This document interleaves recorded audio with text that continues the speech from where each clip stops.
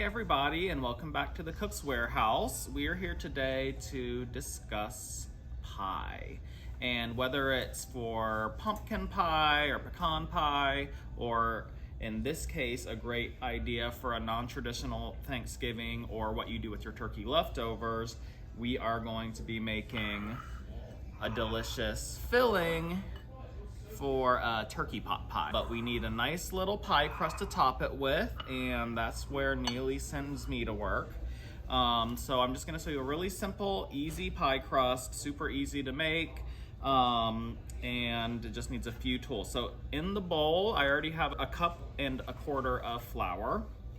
I got a stick of very cold cubed butter. Actually, first, I want to mix my dry ingredients together, so I'm gonna add a little bit of sugar. Even though this is a savory pie, just a touch will help to balance the flavors in the crust and help with browning. And I'm also gonna go ahead and grind in some salt. If for savory pies, you could add in some herbs or some cheese even. So I'm just gonna use my pastry blender to distribute the dry ingredients evenly. And then in goes the cold cubed butter. So, and if you don't have a bench scraper, this is your best friend when you're making any kind of pastry dough. So we're currently using Hayden Mills pastry flour, which is a new collection we're carrying. It's really awesome, heritage grains, and pastry flour is a great trick that the industry pastry chefs will use when you really are just looking for that crispness, tender, and flaky. So sometimes it's hard to get that with all-purpose flour alone. So what you're looking for is to use your pastry blender and just kind of gently work the dough and bring this, it's called cutting the fat into the flour. And so essentially we're gonna keep just cutting it in until you end up with something that looks like coarse sand with a few pea-sized lumps of butter. If you really want to do this right, you could even put either your flour and your bowl and the pastry blender in the freezer for 10 or 15 minutes before. We are going to be using water today, and I have it over here on the side with some ice cubes in it, and it kind of changes depending on the flour or what it's like in the kitchen, but you're going to be using about a quarter cup up to possibly a half cup. But you just add it tablespoon at a time and try and sprinkle it evenly over the flour. I like to keep it very rough and shaggy because the bigger the chunks of butter in your pie dough, the flakier it gets, essentially.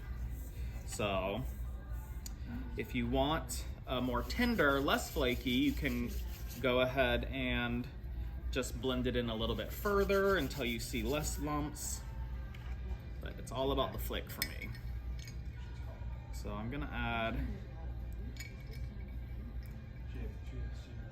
3 tablespoons and kinda mix it around. What you're looking for is for it to just be able to hold together a little bit without too much force. I think it needs a touch more water. I'm gonna add another couple. One thing I also like to use is if you have a big fork at home, like a serving fork, that's a great way to combine the water into the flour for pie dough. I'm going to go ahead and kind of gather it into a ball in the bowl, like so, and dump it onto the counter. And another tip, and if you have a bench scraper, it's great because you don't use the heat from your hands to create the flakes, is to just kind of smear the dough a little bit. And I'll bring it back together and I'll smear it this way some. And you don't really want to work the gluten too much. It's just about creating some streaks of butter in the dough. So now you've got to put it back in the fridge for about 30 minutes at least before you use it. Again, this is a great do-ahead thing. And it still is a little crumbly, which is fine because as the dough fully hydrates, it'll come together and roll out perfectly. So I'm gonna get some plastic wrap on this, and in about 30 minutes, we're gonna get Neely in here to walk us through making the pie filling, and then it's off to the dinner table. So I'm here to make the base. We're going to do a turkey pot pie, and this is what to do with turkey leftovers. It's also a great option if you just don't want to roast the whole bird and you want to do something interesting as your main dish. So today I've got some chopped up turkey, some mushrooms, some carrots, some leeks, and potatoes. I've got a little olive oil, butter, flour, milk, sherry, and lots of homemade turkey stock, which I'll talk about in a few minutes. But the first thing that needs to happen is we need to saute our vegetables. So I'm gonna get the heat going. This is my stove perfect pan. It's not really called the perfect pan. What's the name of it, Paul? Universal pan. The universal pan, but I call it the perfect pan because I'm obsessed with it and it's perfect. So we're gonna get a little olive oil in there, and we'll start with some leeks. If you don't have leeks around, you can use shallots, you can use onions, you can use all three, whatever you have. We're going to do some carrots, and then we're gonna get a little salt and pepper in there.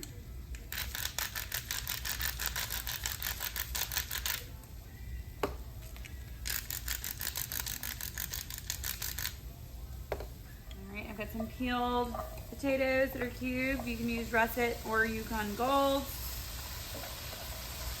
All right, so we're gonna cook this for about 10 minutes until the potatoes are soft but not mushy.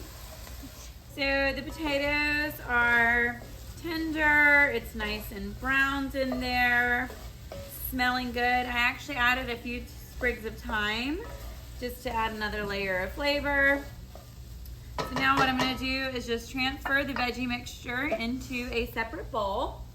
So I've got some golden brown fond in the bottom of the pan. And that's just the good stuff. Don't wash your pan out. We want to collect all of that. I'm going to add a half a stick of butter. And we're just going to let that melt. And this is unsalted butter. This is one of those recipes though where you could use salted or unsalted. So once this is melted, we're going to add our flour. And we're going to cook that for about a minute or so, just to cook out the raw flour taste. I'm just gonna sprinkle it over. This is just all-purpose flour. Just let it toast up. So while that's cooking, I'm just gonna get my liquid ingredients together. I have a half a cup of whole milk. This is the turkey carcass from a turkey we roasted yesterday. There's about 4 or 5 carrots in there. There's a couple of onions. There's some floppy celery. There's some mushroom stems, some parsley stems. Really, it's just a refrigerator clean out. So no need to be super precise about your stock. And we've been letting this simmer for about 5 hours.